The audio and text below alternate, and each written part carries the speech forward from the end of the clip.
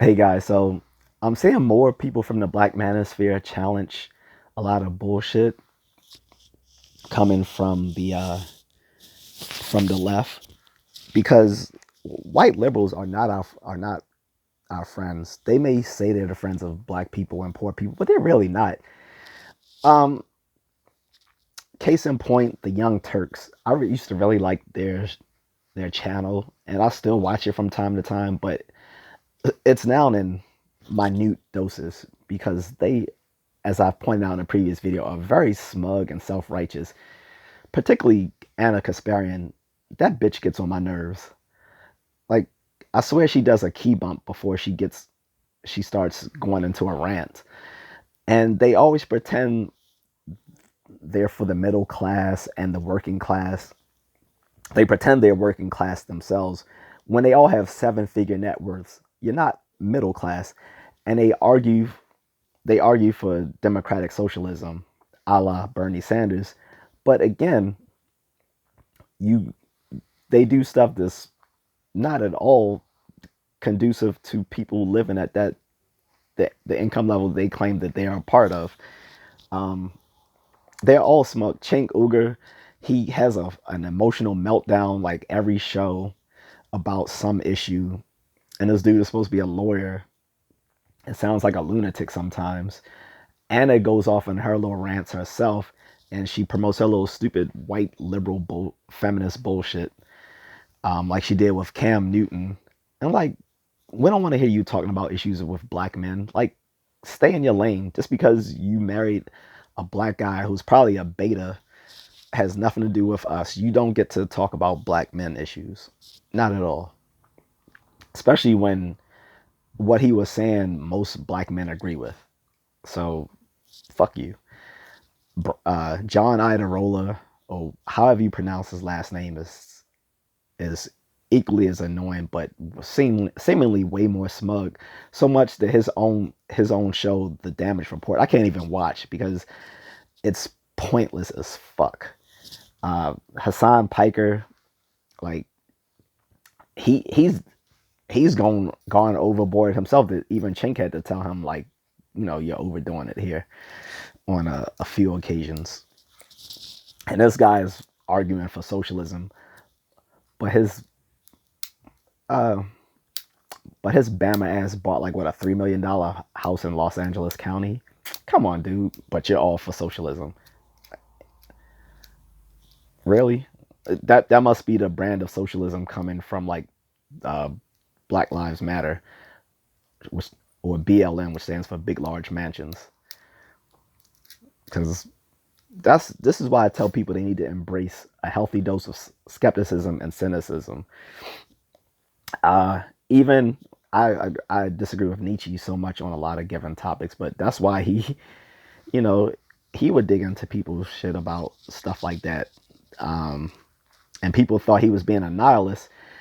I guess it was nihilism in a sense, but he wasn't a nihilist himself. He just believed in a sort of cynicism of people in power are who are at the helm of different power structures like politics and religion and big business and stuff like that, because they will want you to believe certain things that promote their own agenda to your chagrin. And this happens a lot nowadays with activists. These activists want you to listen to them over people in the mainstream media or over other leaders with competing views or contrarian views to theirs. Ha, contrarian. But aren't offering anything better. And when you analyze it a little bit more, you realize they're full of shit.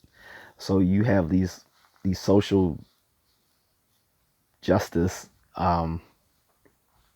activists that aren't that are selling you a pile of shit and claiming that they're helping you out, but their nonprofits and stuff are racking in millions while they're telling you that you should be a socialist and you should go without and you should do this and do that, which they aren't doing. Or how about how the elite on the left were telling people they need to mask up and stay inside. Meanwhile, they're going to Met Gala and shit like that, or the recent White House dinner and stuff like that. Well, yeah, and yes, I know that they were probably getting a PCR test before they were admitted, but the the case being, they're asking you to do stuff that they're not doing themselves. Okay, and people like Hassan Piker and Anna Kasparian are full of shit. She would say, "Don't fat shame people," but then you hear her, behind the scenes calling someone a fat fuck. So they're full of shit, and I'm so glad that the Black Manosphere and others are pointing out these little stupid woke activists, especially the Young Turks, because they are an especially annoying bunch of folks. Okay, so rant over. But if you enjoy that show, I mean, still watch it. I still watch it occasionally, but I just watch it in minute doses because they're full of their own shit.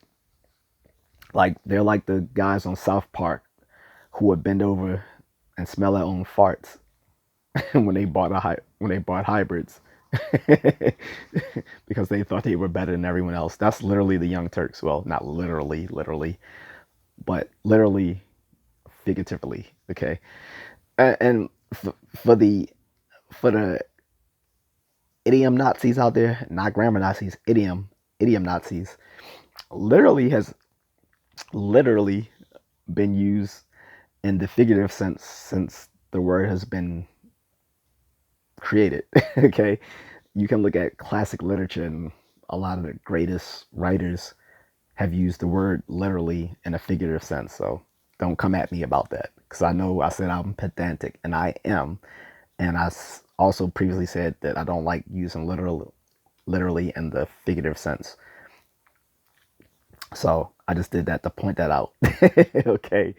But in any case, Young Turks sucks. They're fucking smug, self-righteous, and again, they pretend they're part of the middle class, but they have seven-figure net worths. But they want you to embrace socialism, even though that's not how they earn their money. So,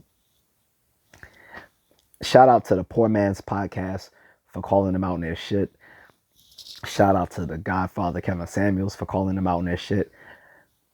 Shout out to O'Shea Duke Jackson, okay, the father of the Black Manosphere, for calling them out on their shit, okay, and hopefully more will as well. I guess I did, but again, I only have one person watching that, and that's me. But if anyone else, enjoys watching my rants, thank you.